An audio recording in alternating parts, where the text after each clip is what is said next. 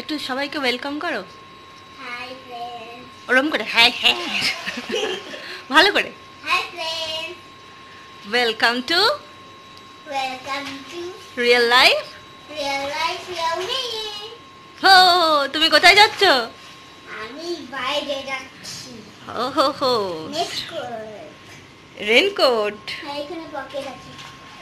তাই একটু সবাইকে দেখিয়ে দাও তো কোথায় কি আছে। ওয়াও, এই পর্যন্ত। তাই তুমি এত খুশি কেন? বাইরে যাচ্ছি এতদিন বাদ। এতদিন বাদ তোমাকে আমরা বাইরে নিয়ে যাই না কেন? রেনকোট পরে গেলাম। অনেক দিন তো রেনকোট পরে যাইনি, শুধু একদিনে গেছি। হো হো ওয়ান ডে। One day. ডাক্তারখানা আমার জন্য। আর কোনোদিন রেনকোট পরে যাওনি না? হ্যাঁ, ইস, রেনকোটটা কেনার পর থেকে আর বৃষ্টি হয় না, তাই না? বৃষ্টি হয় তাই কিন্তু জন্যে- পরে যেতে পারি না। হ্যাঁ, কিন্তু পরে যেতে পারে না, তাই জন্য আজকে শ্রী জোর করে রেনকোট পরে কি আনতে যাচ্ছে? তেলে ভাজা আনতে যাচ্ছে বাবার সাথে। এখন খোল টুপিটা। কেন? ও।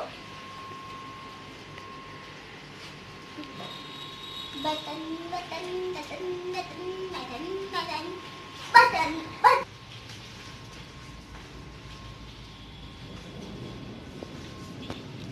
মেয়ে যাচ্ছে? ওই তো সব কোন জুতোটা পরবো? ওই চেন্দুয়া ব্যাগের কথা বলছো? আর চেন্দুয়া ব্যাগ তো আমি জানি না, ওইখানে এমনি ব্যাগ আছে। Friends, WhatsApp, welcome to my channel again. আর ভেবেছিলাম আজকে কোনো রকম মানে ব্লগ করতে পারবো না, ব্যাক পেনের প্রবলেমে আছি। হাসিটা দেখে ভেবো না যে জাস্ট সিরিয়াসলি হাসি দিয়ে ব্যথাটাকে আটকে রেখেছি, লুকিয়ে রেখেছি লিটারেলি।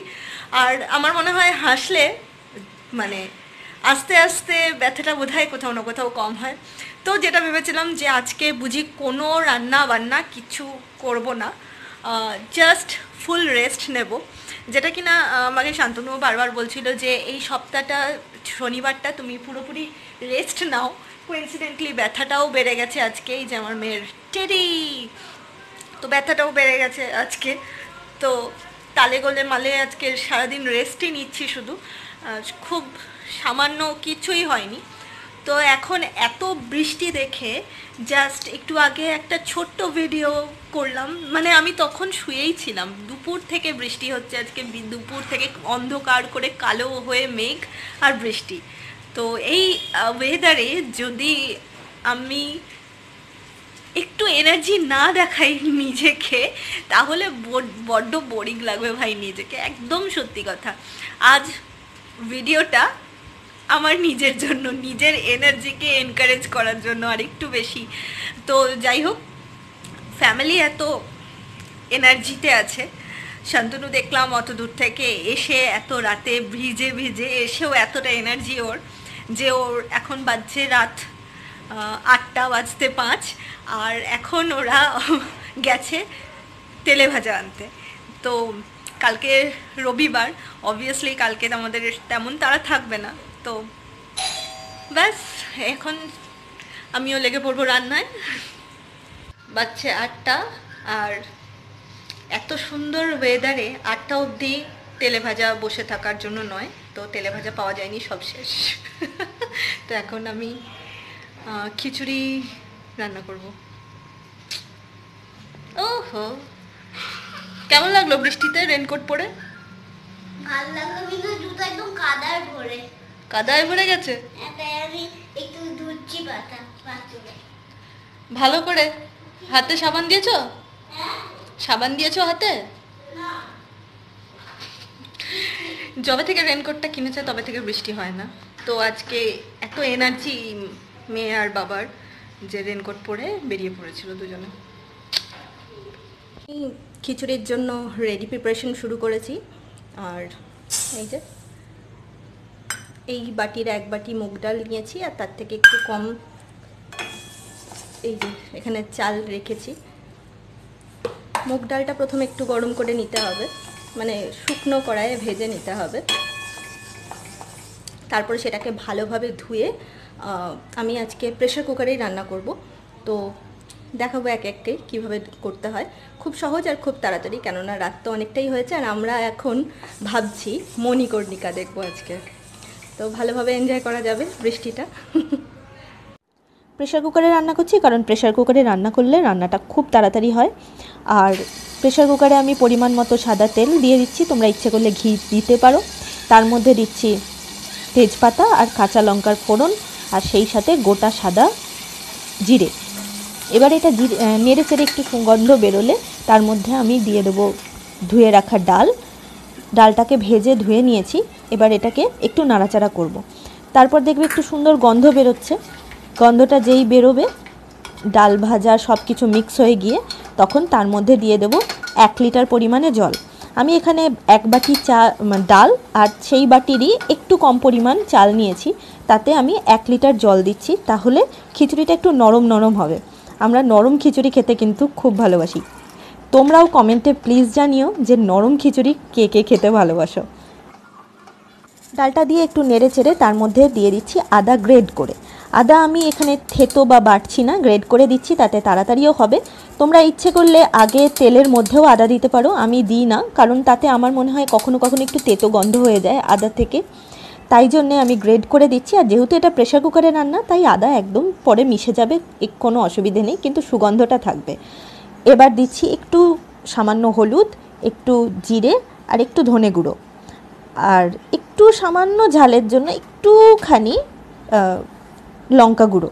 সেটা ইচ্ছে হলে দেবে, না ইচ্ছে হলে দেবে না। আর তার মধ্যে দিলাম চিনি আর নুন। চিনিটা দিলে আতপ চালের আর ডালের সাথে খুব একটা ভালো টেস্ট হয়। মুগ ডালের খিচুড়িতে চিনি মিষ্টি মিষ্টি ভালোই লাগে। তারপর খানিকক্ষণ ডালটাকে মানে ফুটতে দিতে হবে। ডাল একটু ফুটে গেলে, নরম হলে তার মধ্যে চালটাকে মিশিয়ে দেবো। এই অবস্থায় তোমাদের যদি মনে হয় একটু জল লাগবে, তাহলে সেক্ষেত্রে একটু গরম জল মিশিয়ে নিতে পারো। আমি জানি আমার জলের পরিমাণ একদম ঠিকঠাক। তো এবার আমি ঢাকা দিয়ে দিচ্ছি।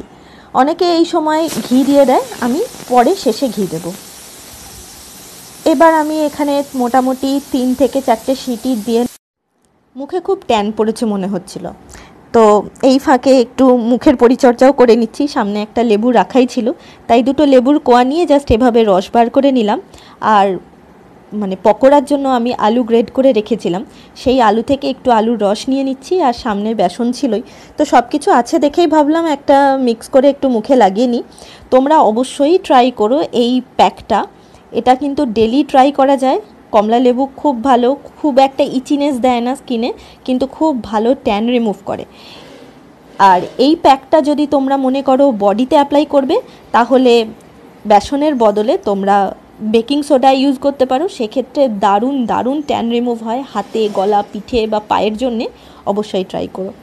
তো এই তো বেসনটা লাগিয়ে নিচ্ছি। তারপরে তো আর কথা বলার মানে প্রশ্নই নেই। বেসনটা হতে হতে আমি ওদিকে মানে বেসনটা মুখে শুকোতে শুকোতে বেসনের প্যাক প্লাস লেবুটা ট্যান রিমুভ করবে। বেসন খুব ভালো ডিপ ক্লিন করে।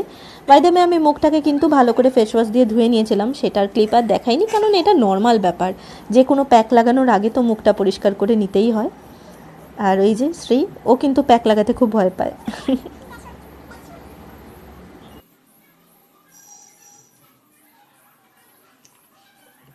ঢ্যান ভূতের মতো মুখ নিয়ে আমি আবার রান্নায় লেগে পড়েছি।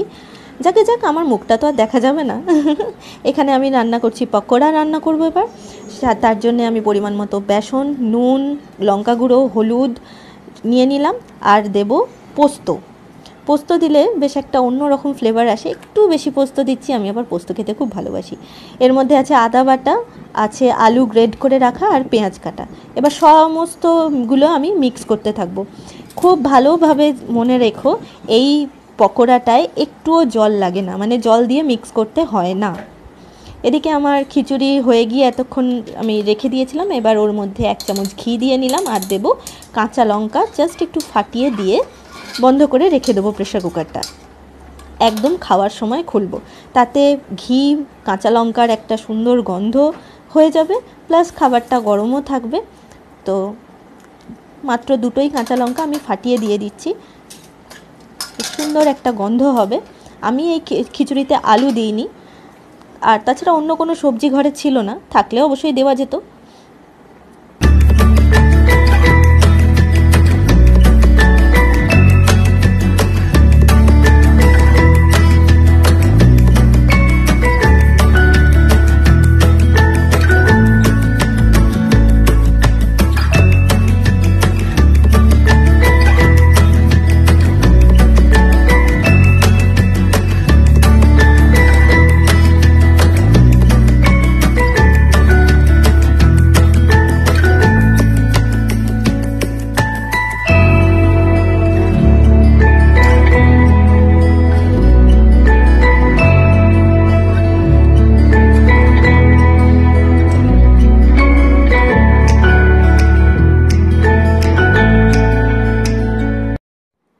পকোড়া আর পাঁপড় ভাজা কমপ্লিট, মানে কমপ্লিট না, বড়া ওদিকে হচ্ছে, সেকেন্ড বার দিয়েছি। আর এইদিকে আমার বেসন একদম মুখে শুকিয়ে গেছে, বেসন আর লেবুর প্যাক। পকোড়াগুলো লাস্ট যেই কটাই পকোড়া ছিল এগুলো একদম তুলে নিচ্ছি, দেখো কিন্তু খুব সুন্দর হচ্ছে। আর বাকি পকোড়াগুলো ওইদিকে খাওয়া হয়ে গেছে, আমরা তখন খেয়ে নিয়েছি। আর এগুলো রাতে মানে খাওয়ার জন্য। এই পকোড়াটা করে দেখো, খুব ভালো লাগে। আলু, পেঁয়াজ, আদা আর পোস্তর জন্য বেশ একটা অন্য রকম ফ্লেভার আসে, এর মধ্যে জল একটুও লাগে না, আলুর রসেই পকোড়াটা হয়ে যায়। এদিকে এই যে পকোড়া কমপ্লিট রাতের জন্য, পাঁপড় ভাজা কমপ্লিট, আর খিচুড়ি ওখানে হয়ে গেছে। এবার আমি মুখটা ধুয়ে নেব। এবার তোমরা ইনস্ট্যান্টলি দেখতে পাবে যে মুখটা বেশ একটা ফ্রেশ হচ্ছে। অবশ্যই তার আগে ফেস মানে হ্যান্ড ওয়াশ দিয়ে হাতটাকে ধুয়ে নিতেই হবে একদম। যে কোনো সময়ে, এখন রান্না করছি বলেই নয়, যে কোনো সময়ে ফেস ক্লিন করার আগে যদি এই হ্যাবিটটা থাকে তাহলে ব্রণ প্রবলেম, ফুসকুড়ির প্রবলেম, কোনো স্কিনের প্রবলেম অনেক অনেক কমে যাবে। যেহেতু আমি খুব মারাত্মক স্কিনের প্রবলেমে ভুগতাম একটা সময়, সেই তখন থেকে অত বছর থেকে এটা আমার অভ্যেস হয়ে গেছে। তো এটা খুব হালকা হাতে আমি সার্কুলার মোশনে ঘষে ঘষে, এটা একরকম স্ক্রাবেরও কাজ করে মুখে, খুব সুন্দর একটা কাজ হয়। এই যে খুব ভালোভাবে আমি পরিষ্কার করে নেব, দেখতে পাবে খুব ক্লিন হয়ে যাবে মুখটা।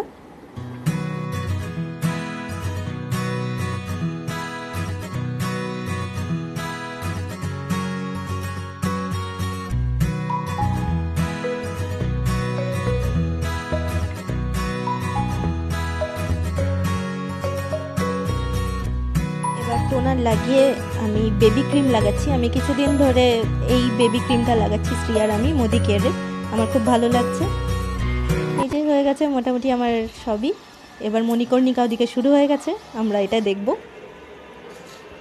শ্রী